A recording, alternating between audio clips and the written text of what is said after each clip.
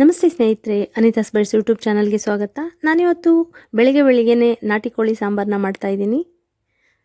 ಹಾಗೆ ಅದಕ್ಕೆ ಬೇಕಾಗಿರೋಂಥ ಎಲ್ಲ ಸಾಮಗ್ರಿಗಳನ್ನ ಹೆಚ್ಚಿಟ್ಕೊಂಡಿದ್ದೀನಿ.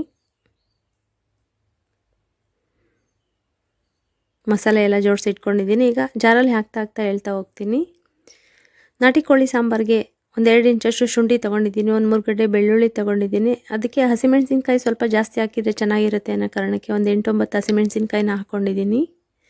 ಜೊತೆಗೆ ಒಂದು ಮುಷ್ಟಿಯಷ್ಟು ಪುದೀನ, ಹಾಗೆ ಒಂದು ಮುಷ್ಟಿ ಕೊತ್ತಂಬರಿ ಸೊಪ್ಪನ್ನು ಹಾಕ್ಕೊಳ್ತಿದ್ದೀನಿ. ಇದ್ರ ಜೊತೆಗೆ 1.5 ಸ್ಪೂನಷ್ಟು ಕಾಳು ಮೆಣಸನ್ನು ಹಾಕ್ಕೊಳ್ತೀನಿ. ನಾಟಿ ಕೋಳಿ ಸಾಂಬಾರು ಸ್ಪೈಸಿಯಾಗಿದ್ದಷ್ಟು ಚೆನ್ನಾಗಿರುತ್ತೆ.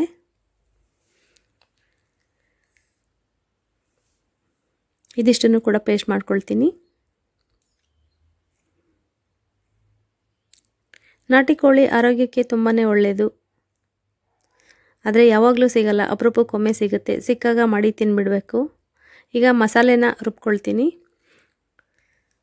ಒಂದು 2.5 ಸ್ಪೂನಷ್ಟು ಧನಿಯಾ ಪುಡಿನ ತೊಗೊಂಡಿದ್ದೆ, 2 ಸ್ಪೂನಷ್ಟು ಅಚ್ಕಾರದ ಪುಡಿ, ಒಂದು 2 ಸ್ಪೂನು ಕಡಲೆನ ತೊಗೊಂಡಿದ್ದೀನಿ. ಹಾಗೆ ಒಂದು 4 ಲವಂಗ, 2 ಏಲಕ್ಕಿ, ಒಂದು 2 ಪೀಸ್ ಚಕ್ಕೆ ಹಾಕ್ಕೊಂಡಿದ್ದೀನಿ. ಜೊತೆಗೆ ತೆಂಗಿನಕಾಯಿ ತುರಿನ ಒಂದು 7-8 ಸ್ಪೂನಷ್ಟು ತೊಗೊಂಡಿದ್ದೀನಿ, ಅಂದರೆ ಒಂದು ಚಿಕ್ಕ ಹೋಳು ತೊಗೊಂಡಿದ್ದೀನಿ. ಗರಂ ಮಸಾಲನೂ ಕೂಡ ಇದರಲ್ಲೇ ಹಾಕ್ಕೊಳ್ತಿದ್ದೀನಿ. ನಾಟಿ ಕೋಳಿ ತುಂಬ ಬೇಗ ಬೆಂದ್ಬಿಡುತ್ತೆ, ಹಾಗಾಗಿ 3 ಸಾರಿ ಖಾರ ಎಲ್ಲ ರುಬ್ಕೊಳ್ತಾ ಕೂತ್ಕೊಂಡ್ರೆ ಬೆಂದೋಗ್ಬಿಡುತ್ತೆ ಅನ್ನೋ ಕಾರಣಕ್ಕೆ ನಾನು ಖಾರ ಮಸಾಲೆ ಹಾಗೂ ಕಾಯಿ ಮಸಾಲೆನ ಒಟ್ಟಿಗೆ ರುಬ್ಕೊಳ್ತಿದ್ದೀನಿ. 1 ಸ್ಪೂನಷ್ಟು ಗಸಗಸೆನ ನೆನೆಸಿಟ್ಟಿದ್ದೆ, ಅದನ್ನು ಕೂಡ ಹಾಕ್ಕೊಳ್ತಿದ್ದೀನಿ. ಸ್ವಲ್ಪ ನೀರು ಹಾಕ್ಕೊಂಡು ಸ್ವಲ್ಪ 1/4 ಸ್ಪೂನ್ ಗರಂ ಮಸಾಲ ಪೌಡ್ರು ಕೂಡ ಹಾಕ್ಕೊಳ್ತೀನಿ. ಎಲ್ಲ ಇಂಗ್ರೀಡಿಯೆಂಟ್ಸು ಹಾಕ್ಕೊಂಡಿದ್ದೀನಿ. ಈಗ ನುಣ್ಣಗೆ ಗಂಧ ಥರ ರುಬ್ಕೊಳ್ಬೇಕು. ಕಾಯಿ ಮಸಾಲನೂ ಇದರಲ್ಲೇ ಇರೋದ್ರಿಂದ ಚೆನ್ನಾಗಿ ರುಬ್ಕೊಂಡಿದ್ದೀನಿ ನುಣ್ಣಗೆ.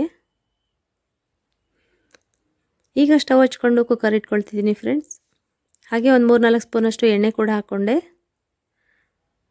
ಎಣ್ಣೆ ಕಾಯ್ದಿದೆ. ಒಂದು 3 ಈರುಳ್ಳಿನ ಹೆಚ್ಚಿಟ್ಕೊಂಡಿದೆ, ಅದನ್ನು ಹಾಕಿ ಫ್ರೈ ಮಾಡ್ಕೊಳ್ತಿದ್ದೀನಿ.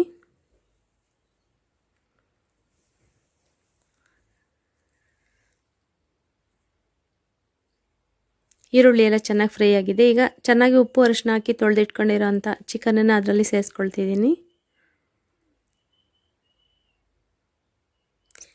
ಮೊಟ್ಟೆ ಕೋಳಿ ಬರುತ್ತಲ್ಲ, ಅದು ತುಂಬಾ ಚೆನ್ನಾಗಿರುತ್ತೆ. ಮೊಟ್ಟೆ ಕೋಳಿನೇ ಸಿಕ್ಕಿತ್ತು.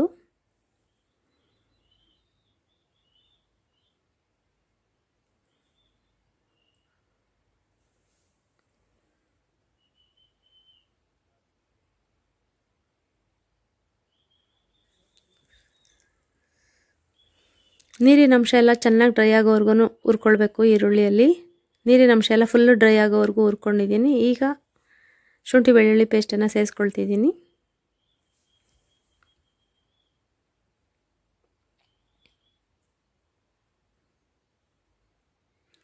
ಸೇರಿಸಿ ಒಂದು ರೌಂಡ್ ಕೈ ಆಡಿಸಿದ್ದೀನಿ. ಈ ಹಂತದಲ್ಲಿ ನಾನು ರುಚಿಗೆ ತಕ್ಕಷ್ಟು ಉಪ್ಪನ್ನು ಸೇರಿಸ್ಕೊಂಡು ಬಿಡ್ತೀನಿ. ಚೆನ್ನಾಗಿ ಒಂದು 10 ನಿಮಿಷ ಕುದಿ ಬರಬೇಕು. ಒಂದು 10 ನಿಮಿಷ ಚೆನ್ನಾಗಿ ಕುದಿಸ್ಕೊಂಡಿದ್ದೀನಿ ಅಷ್ಟೇ ಈರುಳ್ಳಿಯಲ್ಲೇ.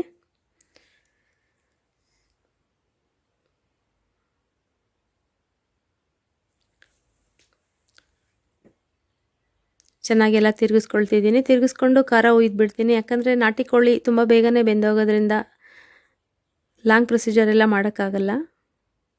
ಈಗ ರುಬ್ಬಿಟ್ಕೊಂಡಿರೋಂಥ ಖಾರ ಮಸಾಲೆನ ಸುರ್ಕೊಂಡೆ. ಮಾಮೂಲಿ ಫಾರಮ್ ಕೋಳಿ ಇರ್ಬೋದು, ಬಾಯ್ಲರ್ ಕೋಳಿ ಇರ್ಬೋದು, ಆ ಸಾಂಬಾರು ಮಾಡೋವಾಗ ಬರೋ ಟೇಸ್ಟೇ ಬೇರೆ. ನಾಟಿ ಕೋಳಿ ಮಾಡೋವಾಗ ಅದರ ಸಾಂಬಾರು ಫ್ಲೇವರೇ ಬೇರೆ, ನಿಜವಾಗ್ಲೂ ಗೊತ್ತಾಗುತ್ತೆ. ತುಂಬಾ ಚೆನ್ನಾಗಿದೆ ಅರೋಮ ಎಲ್ಲ. ತಿಕ್ನೆಸ್ ನಾನಿಷ್ಟು ಮಾಡ್ಕೊಂಡಿದ್ದೀನಿ.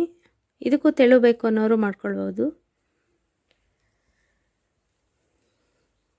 ಎಲ್ಲ ಖಾರ ಎಲ್ಲ ಉಯ್ಕೊಂಡಿದ್ದಾಯಿತು. ಲಿಡ್ ಕ್ಲೋಸ್ ಮಾಡಿ 2 ವಿಸಲ್ನ ಕೂಗಿಸ್ಕೊಳ್ತೀನಿ. ಕರೆಕ್ಟಾಗಿ ಬೆಂದಿತ್ತು.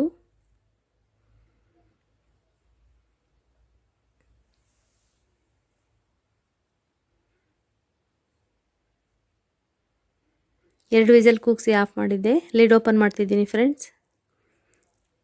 ನೋಡಿ ಚೆನ್ನಾಗಿ ಬೆಂದಿದೆ. ತುಂಬ ಒಳ್ಳೆ ಅರೋಮ ಕೂಡ ಬರ್ತಿದೆ. ಮುದ್ದೆ ಜೊತೆಗೆ ಒಳ್ಳೆ ಕಾಂಬಿನೇಷನ್ ನಾಟಿ ಕೋಳಿ ಸಾಂಬಾರು. ಅದರ ಜೊತೆಗೆ ಬೆಣ್ಣೆ ಇದ್ದರೆ ಬೆಣ್ಣೆ ಸೇರಿಸ್ಕೊಳ್ಬೋದು. ನಾಟಿ ಕೋಳಿ ಸಾಂಬಾರಿಗೆ ಬೆಣ್ಣೆ ಇಲ್ಲ, ಹಾಗಾಗಿ ನಾನು ತುಪ್ಪನೇ ಸೇರಿಸ್ಕೊಳ್ತಿದ್ದೀನಿ. ಈ ಸಾಂಬಾರನ್ನ ಬೆಣ್ಣೆ ಅಥವಾ ತುಪ್ಪ ಹಾಕ್ಕೊಂಡು ಹಾಗೆ ಕುಡಿಯೋದ್ರಿಂದ ಶೀತ, ಕೆಮ್ಮು, ನೆಗಡಿ ಎಲ್ಲ ಕೂಡ ಕಡಿಮೆ ಆಗುತ್ತೆ. ಬಿಸಿ ಬಿಸಿ ನಾಟಿ ಕೋಳಿ ಸಾಂಬಾರು ಊಟಕ್ಕೆ ಸಿದ್ಧವಾಗಿದೆ. ಅದರ ಜೊತೆಗೆ ಬಿಸಿ ಬಿಸಿ ಮುದ್ದೆ ಕೂಡ. ನಾಟಿ ಕೋಳಿ ಸಾಂಬಾರು ಊಟ ರೆಡಿ ಆಯಿತು. ಇವಾಗ ಈ ನಾಟಿ ಕೋಳಿ ಸಾಂಬಾರು ವಿಡಿಯೋ ನಿಮಗೆಲ್ಲ ಇಷ್ಟ ಆಗಿದ್ರೆ ನನಗೊಂದು ಲೈಕ್ ಕೊಟ್ಟು ನನ್ನ ಚಾನಲ್ನ ಸಬ್ಸ್ಕ್ರೈಬ್ ಮಾಡ್ಕೊಳ್ಳಿ ಸ್ನೇಹಿತರೆ. ಧನ್ಯವಾದಗಳು.